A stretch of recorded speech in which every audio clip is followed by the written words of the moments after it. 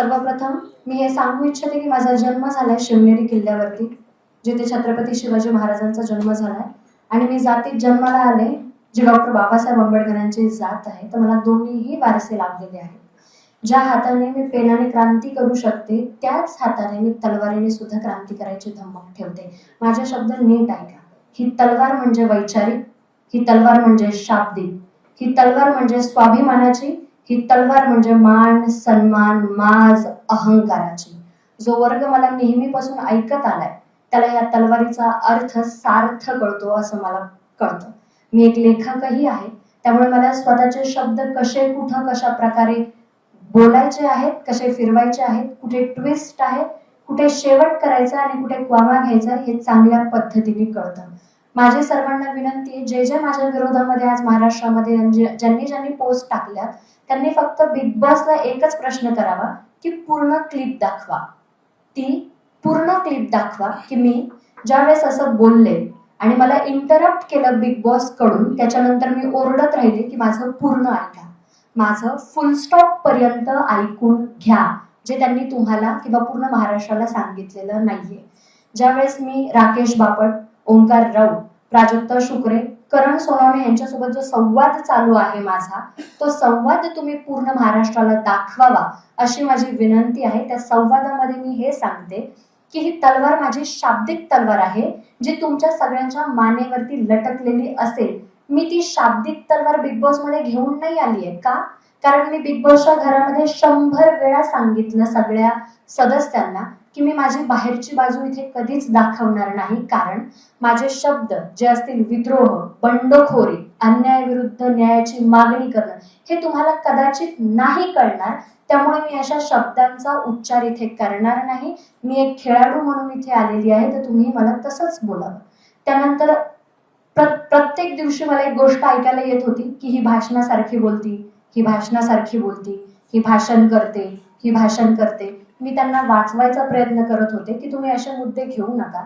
बाहेरच्या मंडळींना जर हे गेलं तर मला जो मानणारा वर्ग आहे त्यांचा असा गैरसमज व्हायला नको की ताई कारण पर्टिक्युलर एका माणसावरती किंवा एखाद्या व्यक्तींवरती बोलते तर हे लोक त्याच्या त्या विरोधात तर नाहीये, तिच्या त्या विचारांच्या विरोधात तर नाहीये ना. म्हणून मी त्यांना नेहमी आणि वेळोवेळी सजग करत गेले की तुम्ही भाषणाचा मुद्दा घेऊ नका, तुम्ही मला भाषणावरती बोलू नका. मी तुम्हाला अजूनही एकदा सांगते की मी बाहेरच्या गोष्टी बोलणार नाहीये, कारण तुम्हाला त्या कळणार नाही. घरातल्या एका सदस्याने मला बोललं गेलं की तू खूप ओव्हर एक्सप्लेन करते. त्यावेळेस मी तिला जेव्हा समजावत होते तेव्हा माझे शब्द असे होते की मी यासाठी ओव्हर एक्सप्लेन करते की मे बी 20 वर्ष चळवळीत आहे, माझा जन्म चळवळीचा आहे, ती सवय लागली आहे शब्दाची, बंडखोरीची, विद्रोहाची, त्या शब्दांची सवय लागलेली. चुकून जर माझा कधी असा शब्द जातोय आणि तुम्हाला कळला नाही तर हे तुमचं आणि माझं दोघांचंही नुकसान आहे. त्यामुळे मी ओव्हर एक्सप्लेन करतेय की तुम्हाला कुठे असं नको व्हायला की अरे ही बोलून गेली आणि आम्हाला काहीही कळलेलं नाहीये. त्यामुळे मी ते ओव्हर एक्सप्लेन करत गेले. माझा दुसरा मुद्दा असा आहे, जनतेला मी काय बोलले याची जबाबदारी अजूनही मी ठामपणे घेते आणि मरेपर्यंत घेत राहील. जर अख्ख्या महाराष्ट्राला मी चुकीची वाटतीये तर मी मरण पत्करेल, पण मी माफी मागणार नाही. या गोष्टीवरती अजूनही मी ठाम आहे. मला जर शिक्षा देत असाल तर छत्रपती शिवाजी महाराजांच्या एखाद्या किल्ल्यावरून माझा कडेलोट करावा अशी माझी इच्छा आहे, पण मी अपमानाला सामोरे जाणार नाही. स्वाभिमानाने मरेल, हा माझा शेवटपर्यंत पण असेल. मी जे बोलले त्याची जबाबदारी मी घेते. मला पूर्ण बोलू दिलं गेलं नाही तरी सुद्धा मी एक्सप्लेन करत राहिले की माझा हा मुद्दा होता. त्यानंतर मी बिग बॉसला एक्सप्लेनही केलं की मला एखाद्या व्यक्तीला टार्गेट करणं किंवा एखाद्याचं सगळंच हलवून टाकणं माझ्यासाठी 2 सेकंदाची गोष्ट आहे, कारण शब्दांची हेरफेर आणि शब्दांची गंमत मला चांगलीच कळते. मी त्यांना डायलॉगचं उदाहरणही दिलं. मी त्यांना हे सांगितलं याच्यावरून तुम्ही काय समजाल, शब्दशः अर्थ घ्यायला गेले तर, की तलवार से तेज हम अपनी धार रखते हैं. याचा अर्थ असा का की माझ्या शरीराला तलवारीची धार दिली? नाही. तलवार से तेज हम अपनी धार रखते हैं. मेरे बाबा साहब के बच्चे हैं, क्रांति को तो हमारे खून में ही रखते हैं. हे उदाहरण देऊन मी त्यांना स्पष्ट करत होते की क्रांती को हमारे खून में रक्त, याचा अर्थ आम्ही एवढे माणूस म्हणून सजग आहोत की जिथे जिथे अन्याय होईल तिथे तिथे न्यायाची मागणी करण्यासाठी आम्ही उठले जाऊ. मग कुठल्याही धर्मावरती हो, कुठल्याही पंथावरती हो किंवा कुठल्याही माणसावरती हो, हा त्याचा अर्थ आहे. एखादा वैचारिक माणूस या गोष्टीला बरोबररित्या घेऊ शकतो, पण ज्या माणसाला चळवळ माहीतच नाही त्याला ह्या गोष्टी कळणारच नाहीये. त्यामुळे मी त्यांना 1000 वेळा सांगितलं की तुम्हाला माझ्या बाहेरच्या गोष्टी कळणार नाही, पण तुम्ही जर मला चिडीला लावताय, तुम्ही जर मला पोक करताय आणि जर तुम्हाला ऐकायचंच आहे तर मी बाहेर अशी बोलते की बाहेरच्या जगामध्ये मी सरकार म्हणून फिरते आणि हातात तलवार घेऊन फिरते. तर याचा अर्थ असा, मी जुन्नरची, तर आमच्या इथे बांगड्यांच्या आधी तलवार दिली जाते, शृंगारच्या आधी स्वाभिमान दिला जातो. स्वाभिमान आमच्यासाठी श्वासापेक्षा जास्त महत्वाचा ठरतो. ही जुन्नरची ओळख आहे, कारण आम्ही छत्रपतींच्या किल्ल्यामध्ये जन्माला आलोय. सर्व महाराष्ट्राला मी हे सांगू इच्छिते.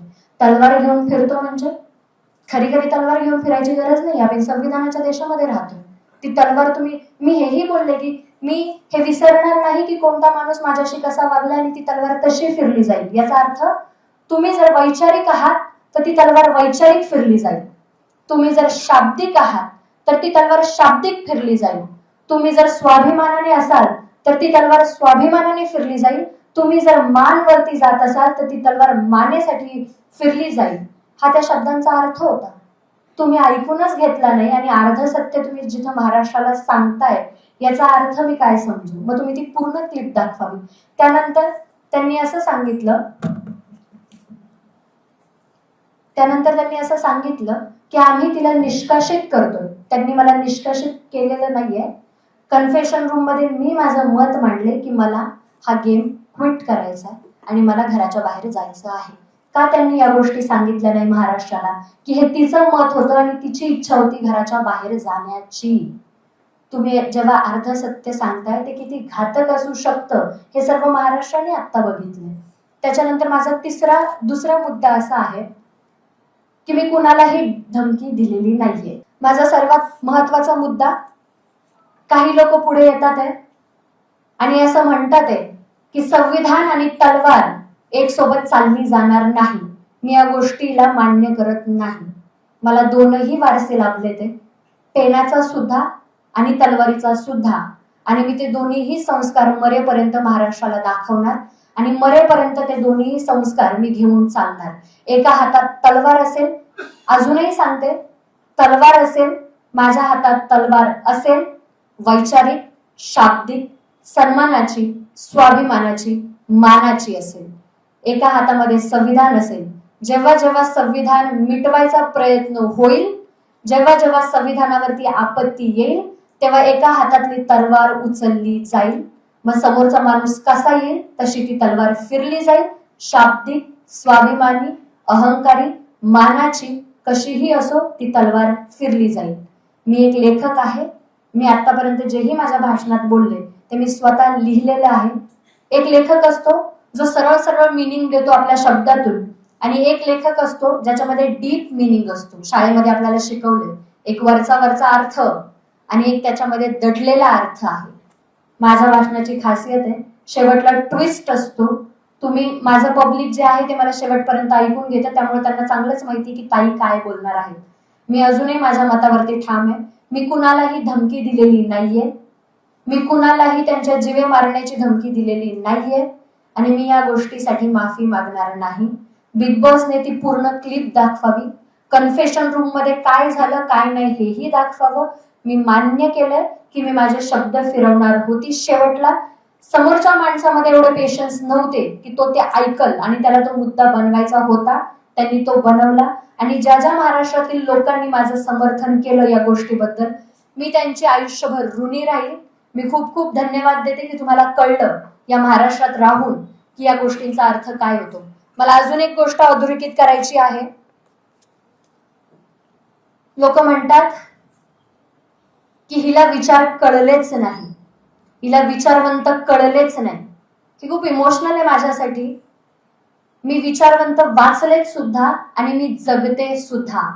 जेव्हा एखादा माणूस माझ्याकडे येतो आणि सन्मानाने जी नजर माझ्यासाठी त्याची झुकते त्या नजरेमध्ये छत्रपती शिवाजी महाराज मी जगते. अन्याय जेव्हा होतो आणि न्यायाची मागणी जेव्हा मी करते, त्या न्यायामध्ये मी डॉक्टर बाबासाहेब आंबेडकर बघते. हे मी जगते. एखादा मुलगा आणि एखादी मुलगी जेव्हा शाळेच्या वाटेवरती उभे असतात, तेव्हा मी सावित्री ज्योती बघते. अरे एखाद्याचं मराठ्याचं पोरग जेव्हा जय भीमच्या पोराच्या आनंदामध्ये सामील होतं, तेव्हा मी छत्रपती राजश्री शाहू महाराज बघते, ज्यांनी डॉक्टर बाबासाहेब आंबेडकरांसाठी साखर वाटली होती की पोरग बॅरिस्टर झालं म्हणून. जेव्हा आपण म्हणतो ना, ही मुंबई माझी आहे, गर्वाने जेव्हा म्हणतो, अरे ही मुंबई आमची आहे, त्या लेखणीत मी अण्णाभाऊ साठे बघते. तुम्ही महाराष्ट्रातले लोक इतिहास विसरले असाल, आजही माझ्या रक्तात तो इतिहास झळकतो आणि मला तो दाखवायचा आहे की मी शिवनेरीतली आणि त्या मातीतली मुलगी आहे, जिच्या हातामध्ये बांगड्यांपेक्षा आधी तलवार दिली जाते. स्वतःच्या संरक्षणासाठी, स्वतःच्या सन्मानासाठी, स्वतःच्या मानासाठी ती तलवार नेहमी उठली जाईल.